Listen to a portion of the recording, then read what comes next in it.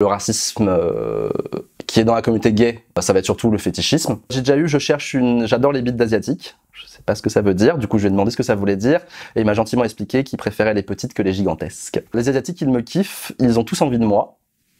Alors je sais pas si on s'est tous réunis pour en discuter, mais on peut faire ça.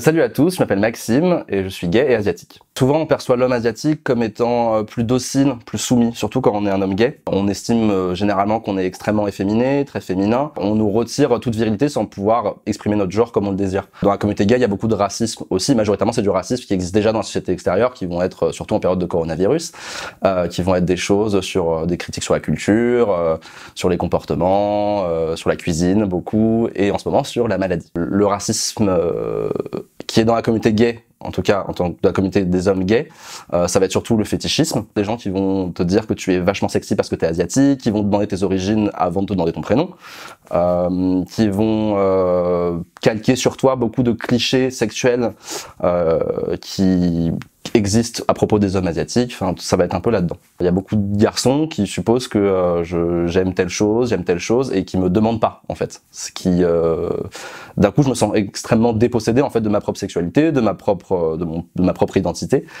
Très vite, j'ai l'impression d'être juste un cliché dans les mains de quelqu'un qui veut assouvir une sorte de fantasme un peu exotisant.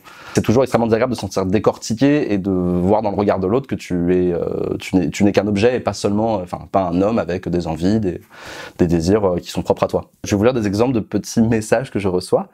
J'ai déjà eu, j'adore les bites d'asiatiques. Je sais pas ce que ça veut dire, du coup je lui ai demandé ce que ça voulait dire, et il m'a gentiment expliqué qu'il préférait les petites que les gigantesques. J'ai rien contre les asiatiques, je te l'assure. J'adore sucer les bites asiatiques, encore. Il y en a un qui m'a dit les asiatiques ils me kiffent, ils ont tous envie de moi. Alors je sais pas si on s'est tous réunis pour en discuter, mais on peut faire ça. J'ai un garçon pendant le sexe qui m'a dit t'aimes ça petite asiatique. Il y a aussi un garçon que j'avais invité chez moi et qui a commencé à déjà me fixer de manière assez étrange et à me parler du génocide cambodgien. Dans le milieu LGBT, je pense qu'il y a une certaine plus grande ouverture à parler de ses tendances, de ses envies, que ça sexuelle ou romantique, et ça pousse beaucoup d'hommes à dire qu'ils sont pas intéressés par les hommes asiatiques, mais aussi noirs, aussi arabes, enfin de toutes origines, et ils pensent que c'est juste un goût. Il y a quand même du racisme dans la communauté gay, parce que tout simplement, c'est une culture qui est quand même dominée majoritairement par des personnes blanches, qui a été créée majoritairement pour certains morceaux par des personnes blanches, et du coup, on n'est pas forcément accepté ou adapté à certaines choses.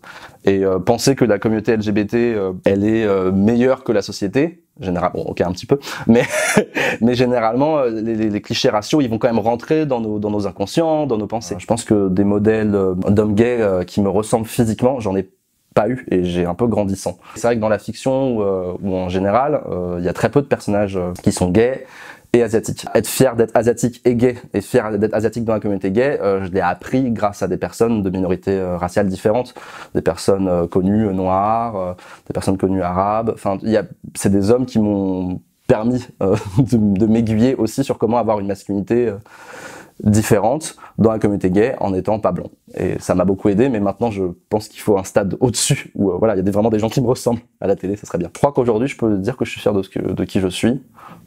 Ça a été un long chemin, mais c'est fait, je pense que ça y est.